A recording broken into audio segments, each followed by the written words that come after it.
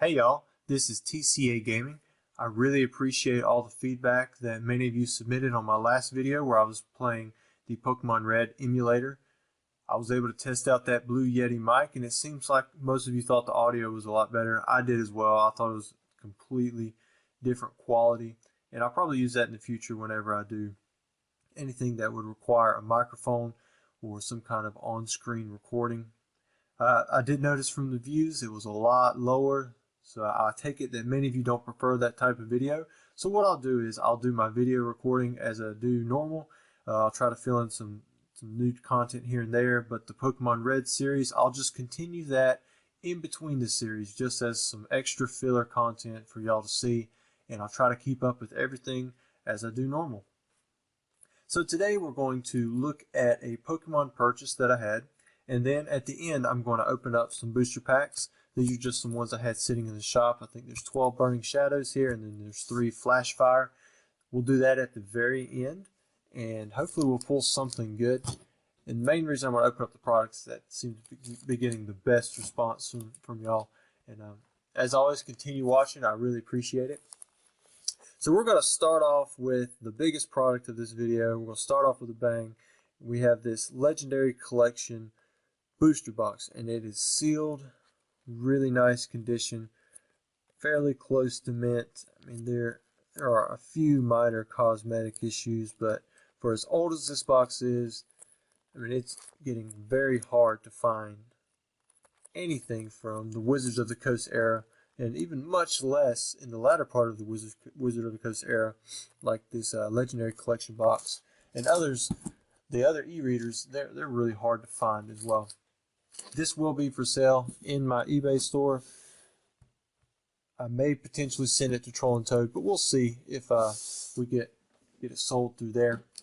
Next up, we have something that is decently rare.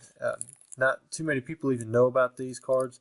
You've got the Brock deck A, and then this is the Misty deck B. They're the trainer decks, and I believe it was the Brock deck that was sent out to test leagues, where they used it in the store to teach people how to play the game.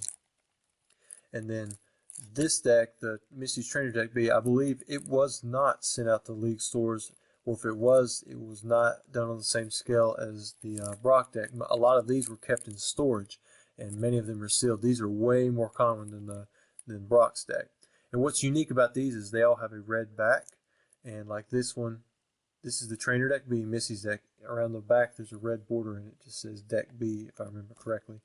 What's cool is this also has a non-holographic Blastoise from base set.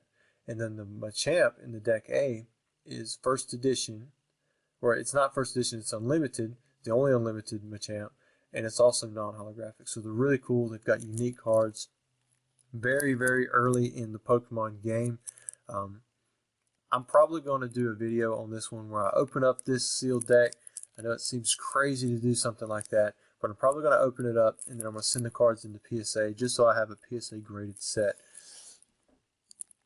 Next up we got a first edition base set booster pack.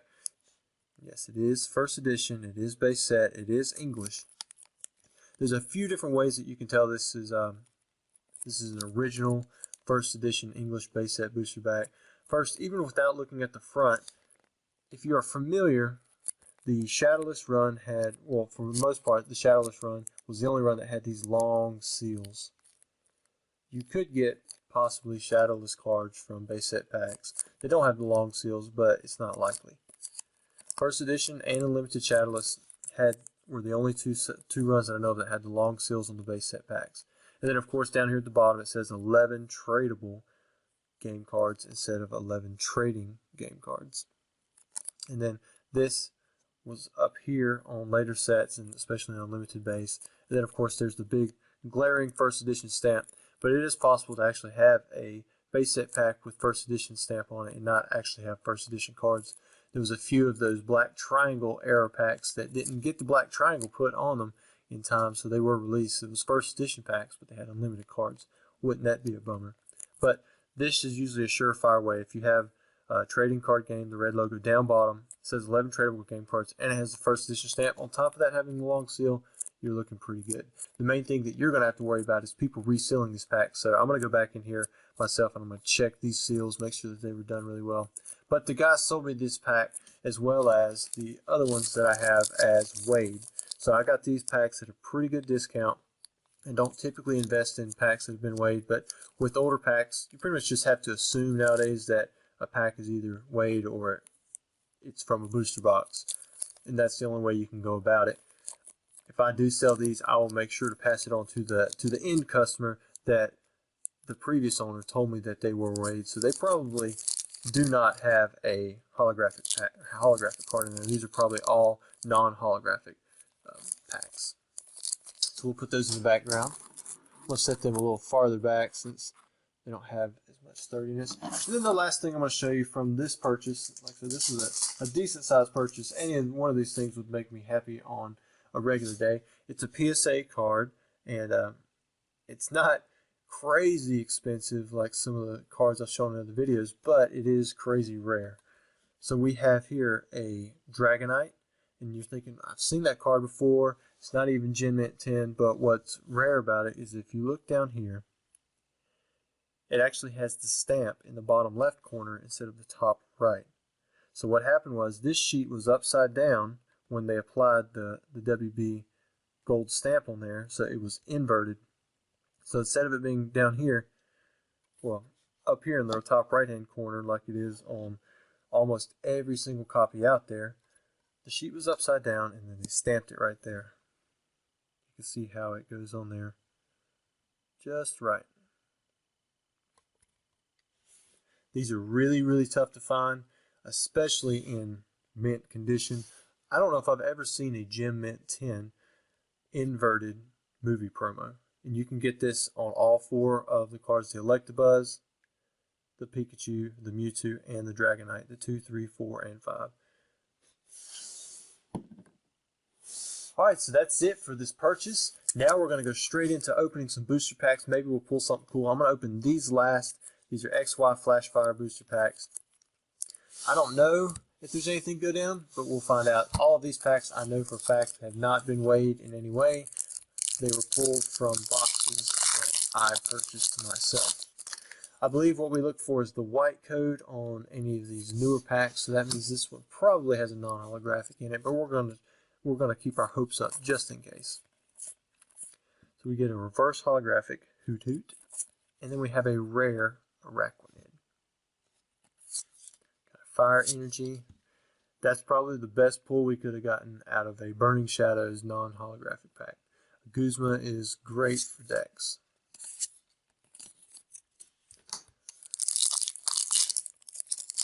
What we'll do is, on this pack, we'll actually show the first card. And so that the code doesn't give it away, I'm going to set it off to the side. And we'll let it be a surprise. Maybe I'll start pulling the back 3 packs in front too. Got a Charmander, Porygon, Meryl, and then we have a reverse hollow Meowth, and a rare Crabominable. Here's a neat fact. I'm almost positive that Crabominable, I don't even know how to say his name. I believe that's the longest Pokemon name out there. Alright, next up.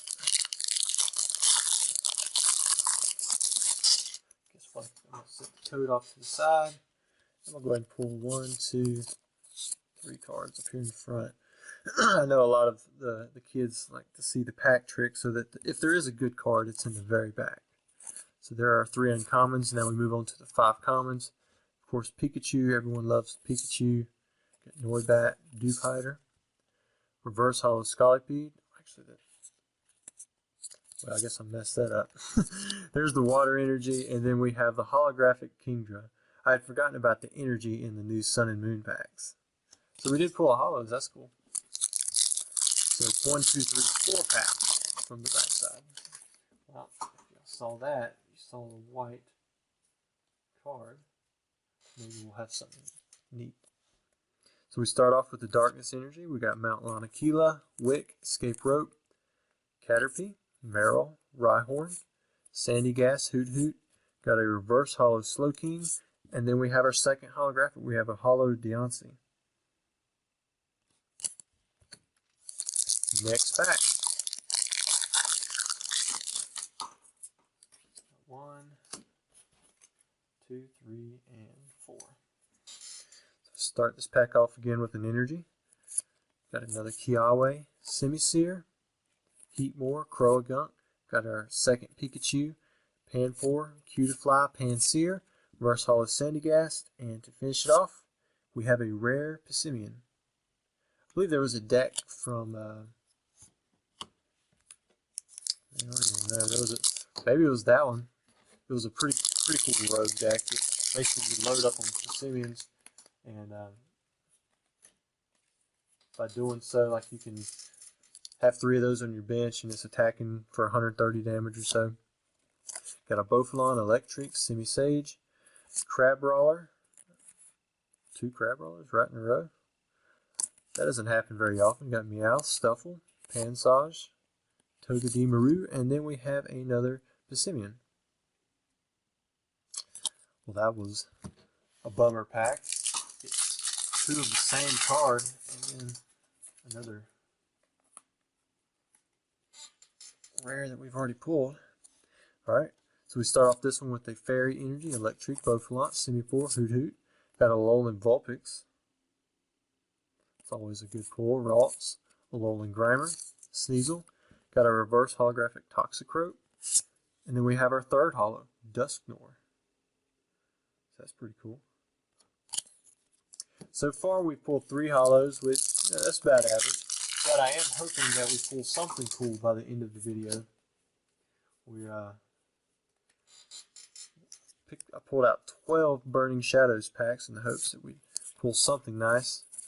Of course, there's always that small chance of pulling a Charizard Hyper Rare. Reverse Holo Rhydon. And then we have our 4th holo, Palisand. So overall, our odds are doing pretty good for the holos. The pulls themselves aren't that great. Still have, after this, well, this pack and 3 more, so 4 total packs more. Noctowl, Noibat, Alolan Grimer, Riolu, Cutiefly, Dewpider. Got a reverse holo Panseer, and then we have another Toxicroak. So we have the reverse holo and the regular holo version of that